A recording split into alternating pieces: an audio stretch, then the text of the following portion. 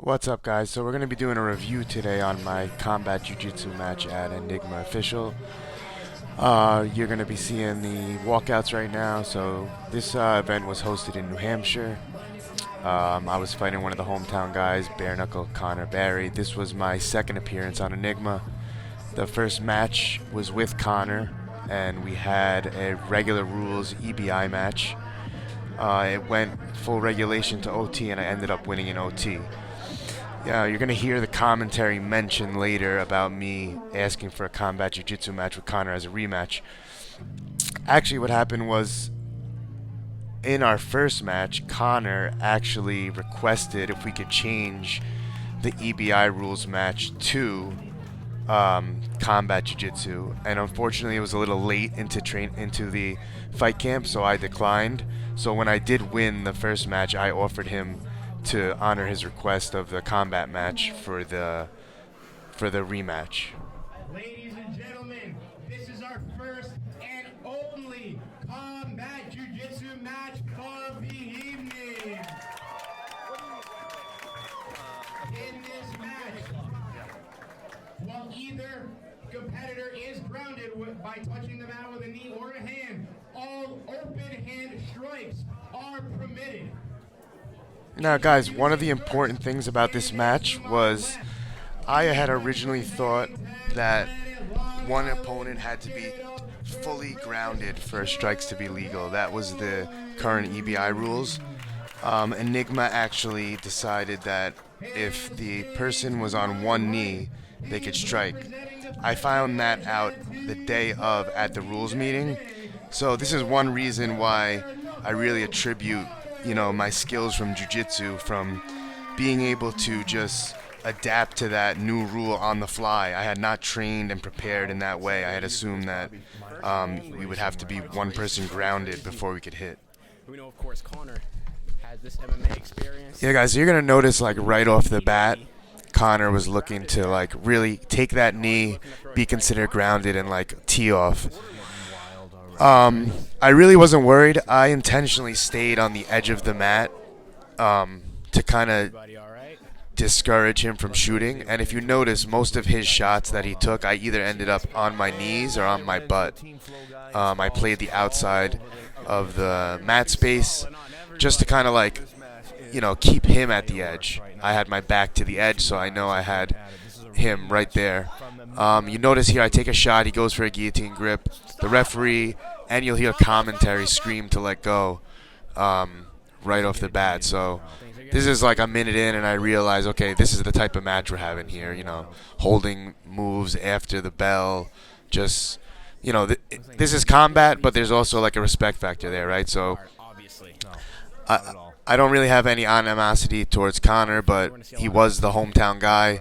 If you look, it's a packed hotel lobby, and out of all those people, the only people that were there cheering for me were Pat, Dylan, Nikki, JF, and Brianna.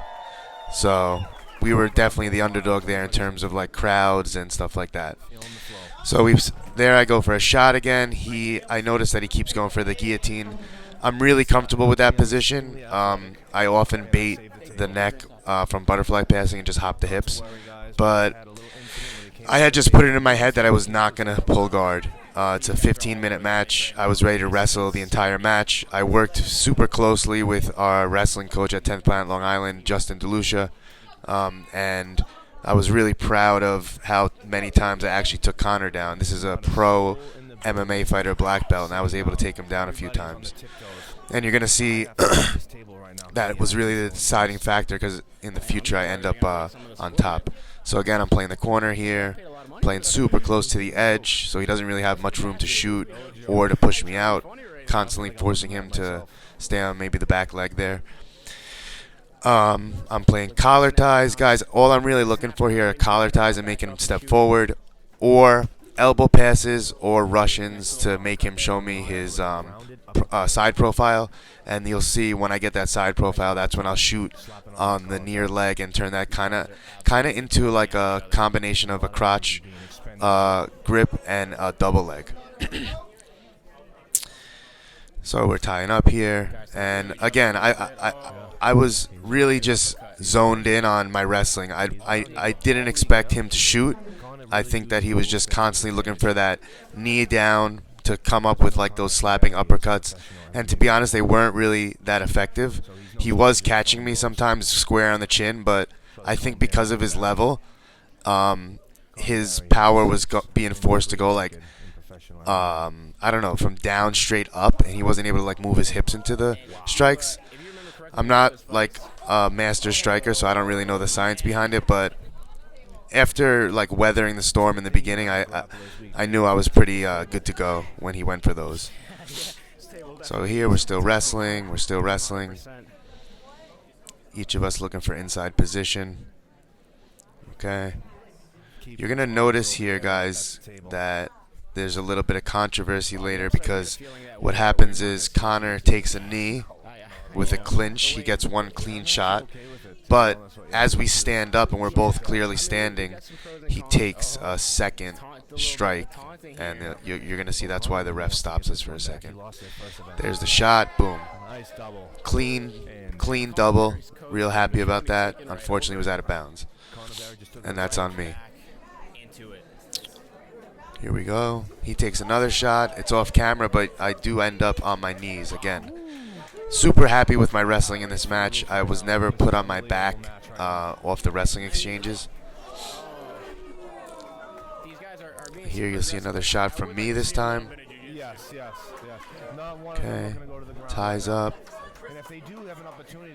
Boom.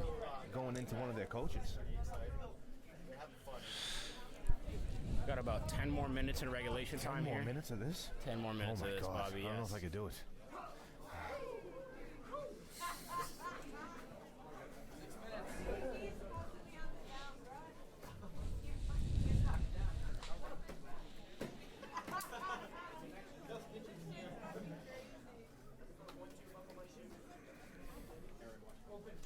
Thank you. Thank you. Just having some fun in there talking with the ref. 1, standing, 2. So that was the reason it was paused for a second, because he clearly took a open hand uppercut in the standing position. Not that it really, put me off my feet or anything. Boom. Now on this shot, I maintained position so that the referee could take a look before, just in case he decided to reset. And you'll hear commentary mention that they did kind of expect him to reset in the middle in the same position because we were just constantly going out of bounds. And fortunately for me, this time it was a pretty static position that was easy to reset. So there'll be a little bit of debate here. Connor obviously not wanting to go flat down like he was previously. So I'm letting him know he has to go to his back. He's trying to stay seated. I'm letting him know he has to lay down. But we end up kind of like resetting to like a half guard. I don't think I end up passing at any point in the match. We end up in like half and closed guards. He was doing a good job of striking from the bottom, but they weren't really that effective. I had some minor like red marks the next day, but nothing crazy. So my intention here was just maintain inside position, keep myself safe, and work towards a pass, right?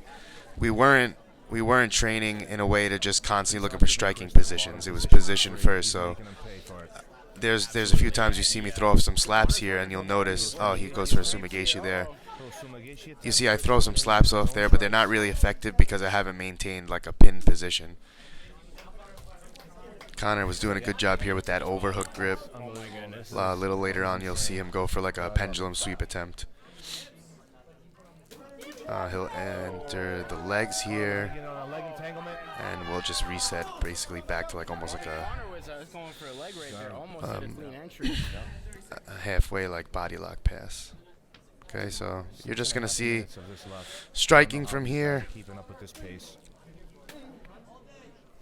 I'll just let commentary talk about it. Making him pay for that top position. Nothing's free here for Connor. Chris coming and raining down his Now we're into a regular full close guard. Connor still maintaining that overhook. He does a great job of Connor's cutting the bicep, angle. so he can't get that strike. He has an overhook on his left. Chris is overhooking Connor's right arm and trying to control his left. So now we're about halfway in. You can start seeing those marks. He's gonna reset us to center. So I'm feeling a good place here. I'm on top. I'm safe. Just at this point, it's just jiu-jitsu in mind. Can I pass? You know, there's no sitting back on legs. There's no, you know, wild movements here. We're maintaining top position. This is the dominant position, especially with strikes. You're gonna see the pendulum sweep attempt here. Guys, a pendulum sweep, especially when they do an overhook instead of like a traditional armbar grip, shoulder pressure really shuts that down. So thankfully I didn't end up getting mounted here. Back to the close guard overhook. Connor wants to get this one back. Yes, Chris Chigoli got him in OT by escape time last time around. So Connor staying very busy from the bottom. This is the polar opposite of their first match. Polar opposite. Oh yeah. Again, looking for that pendulum sweep. Yeah, literally. I mean, but we're about 9 minutes in. 5 minutes. I also was very conscious of keeping the crown of my head under his chin to avoid any kind of like posture breaks from him. If we do end up going to OT or we do get a back take in regulation. There again for the pendulum sweep, and I just use a shoulder pressure to shut it down. If they favor going belly down to throw some strikes, but again, in OT though, when escape time is so precious, I can't see them risking that. And it's about control. It's all about control. I mean, you slip up once, and that costs you the match. And it's about the time. Especially in one round EBI. You know, so. Yep. That'll be interesting. Centering us up again. Back in close guard. We still got plenty of time left.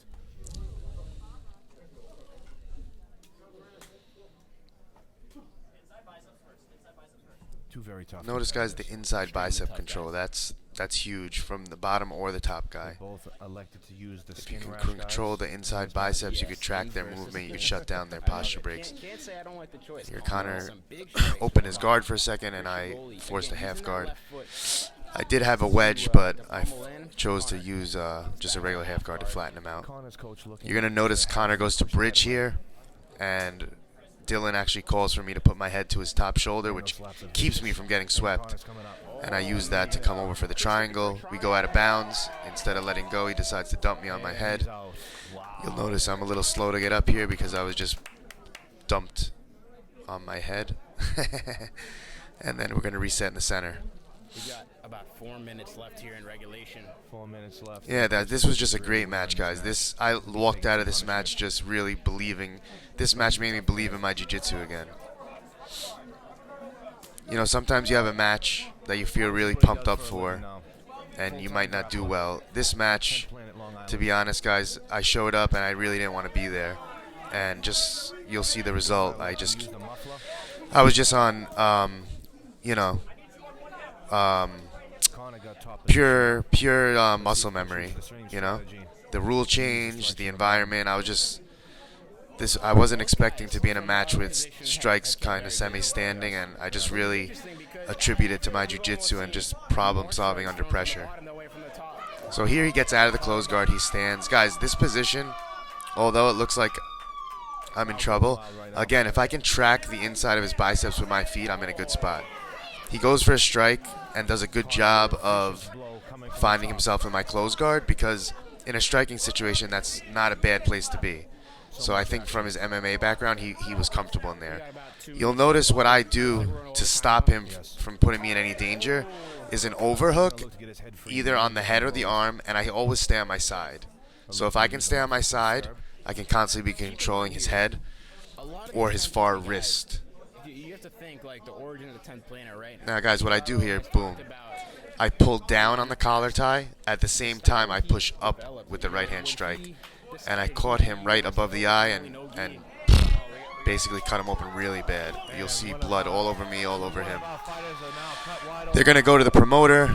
Connor actually told the promoter I can't see, at which point they stopped it. And, you know, I kind of went a little wild here, guys. I don't want to glorify that. I was definitely like in a weird place going into the combat match, so I kind of overreacted after the win. Plus, they were all cheering against me. But yeah, this will be the end of the match. I'm currently undefeated at Enigma in Jiu-Jitsu and combat, and I'll actually crown myself the 205 Enigma champ in the post-interview fight. So yeah, guys, that's the breakdown. Hope you enjoy it.